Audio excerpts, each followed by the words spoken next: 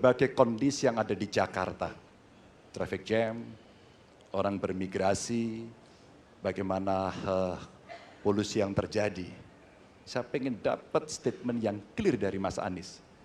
Apa pendapat Mas Anies ketika kemudian Indonesia sentris itu ingin dibangun, mimpi besar anak bangsa sejak presiden sebelumnya ingin dibangun untuk memindahkan ibu kota dari Jakarta ke padatan penduduk. Ini harus diselesaikan. Ditinggalkan tidak kemudian membuat otomatis selesai. Justru ini yang harus dibereskan.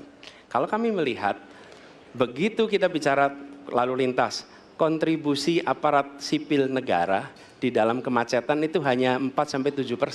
Jadi nggak akan mengurangi kemacetan di sini. Yang kedua, soal lingkungan hidup. Kalau yang pindah itu pemerintah, bisnis, keluarga masih tetap di sini, masih tetap ada masalah.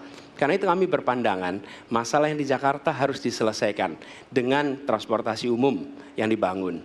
Kemudian yang kedua, menambah taman yang dibangun, transportasi umum berbasis elektrik.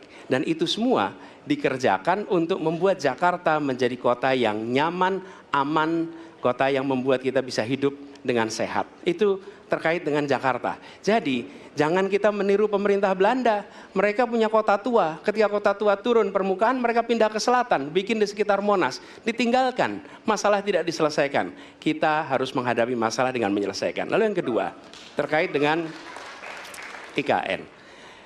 Ketika kita memiliki masalah yang masih urgen di depan mata kita, di Kalimantan sendiri, kebutuhan untuk membangun sekolah yang rusak sangat banyak.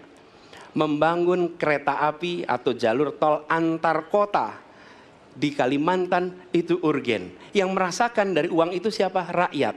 Sementara yang kita kerjakan hanya membangun tempat untuk aparat sipil negara bekerja, bukan untuk rakyat. Sudah jadi undang-undang. Dan ketika dialognya sudah undang-undang, siapapun yang kritis dianggap oposisi, siapapun yang pro dianggap pro pemerintah. Kenapa?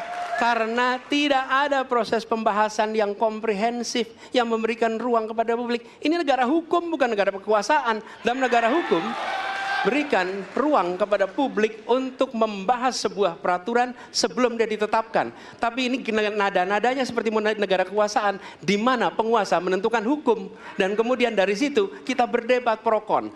Kami melihat ada kebutuhan-kebutuhan urgen yang dibangun untuk rakyat. Kalau hari ini kita belum bisa menyiapkan pupuk lengkap, tapi pada saat yang sama kita mau